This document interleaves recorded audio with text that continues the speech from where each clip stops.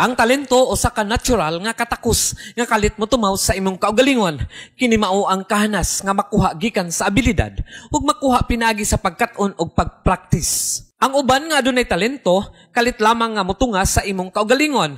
Ingon nga matang sa abilidad nga walay pagbansay usa ka butang nga gikalhuaan na sa imong pagkatawo. Sama ni Giovanni Satera o mas naila nga Jojo. Og si Jojo nga nataw sa Magpet, North Cotabato, adunay maayong talento sa pag-awit. You are my destiny.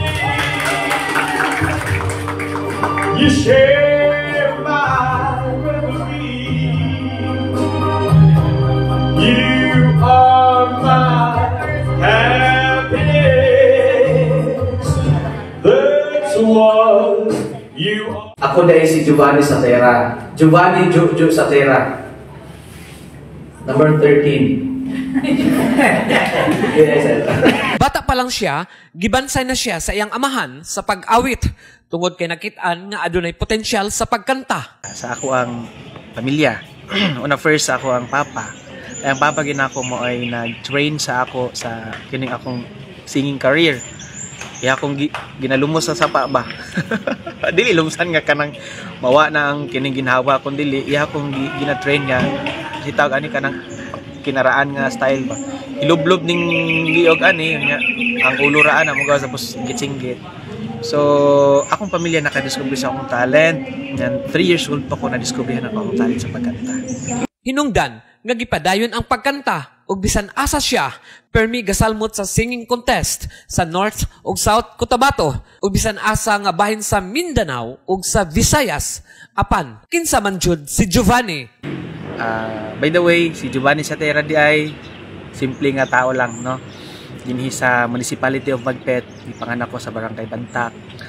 And then nag-move me Doles, bali dito ko nag-elementary Bantak, and Doles ko nag-graduate sa elementary. Currently na namin din sa poblasyon Purok Mahayahay din sa Magpet yapon. Simple lang si Giovanni Satera, pobre gid mi ipanganak. And then nalay mga blessings nga niabot sa kinabuhi nga wala po na mo damha, ako wala na ko damha, mga blessings nga gikaluyan ta sa Ginoo nga may mga blessings nga niabot. Dili sayon ang kaagi ni Jojo, daghan iyang kasinatian sa larangan sa pag-awit. Please don't make me fall in love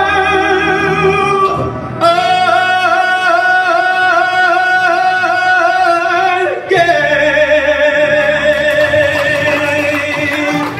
Bisan sa iyang personal sa kinabuhi, gisungog siya sa mga pagsuway ug siya miingon na lang.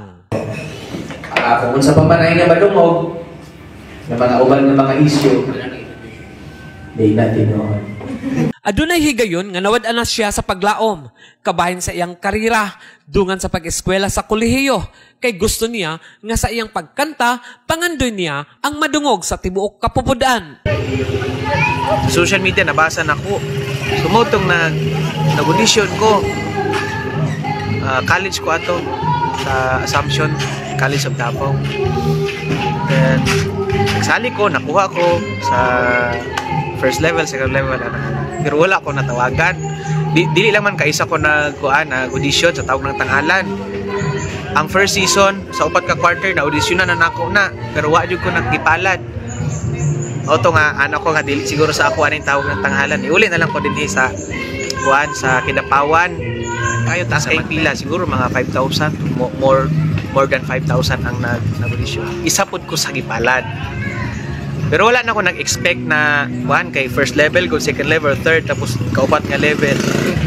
Nagkan kayo mi, siguro mga 100 lang, sobra lang mi nakapasar out of 5,000 plus.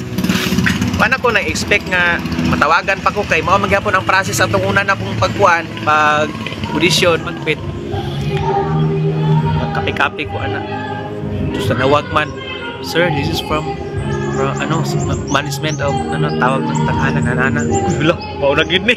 Hangtod nga, sa taas niya nga pasensya, nakabuot ug nakuha na jud ang iyang pangandoy, ang makasulod sa tawag ng tanghalan sa Showtime. Sabi nila, mukha daw akong inosente, pero bakulaw ang boses ko. I can't stop wanting you.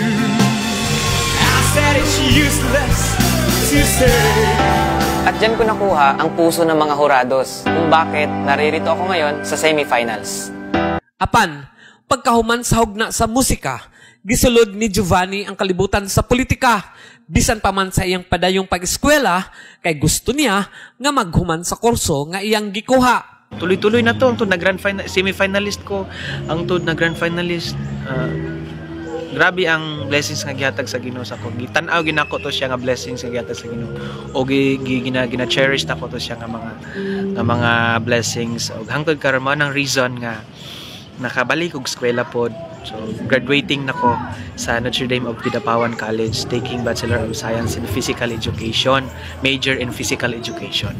Ako siyang gipangutana kung unsay tumong og tuyo nganong misulod siya sa bugnong lugaynon sa politika.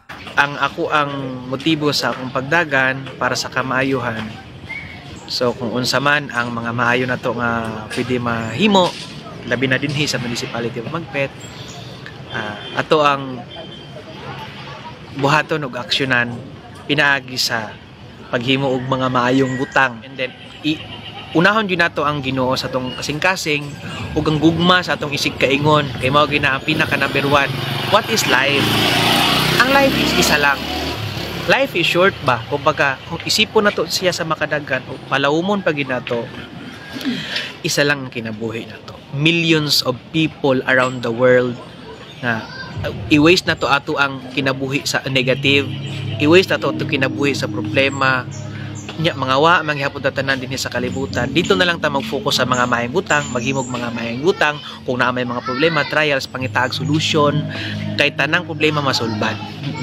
Ang atong mga damgo, kung atong kabuoton, kini walay imposible nga dili matuman sa atong kinabuhi ug sa usa ka hugpong uban sa determinasyon ug pag-ampo sa Ginoo. Mao'y giingon nga dreams comes true sama ni Giovanni Jojo Satera. We are the champions, my friends. We'll keep on fighting till the end. We are the champions. We are the champions. No time. Kini nga balita hatod kanato gikan sa Megaman Gold Coffee. Ang kape nga nakabenepisyo ka na, makapanaghoy ka pa. Ako, si Kasenserong Leo Tejada Febra. Basta balita, radyo sensero. Basta sensero, guwapo.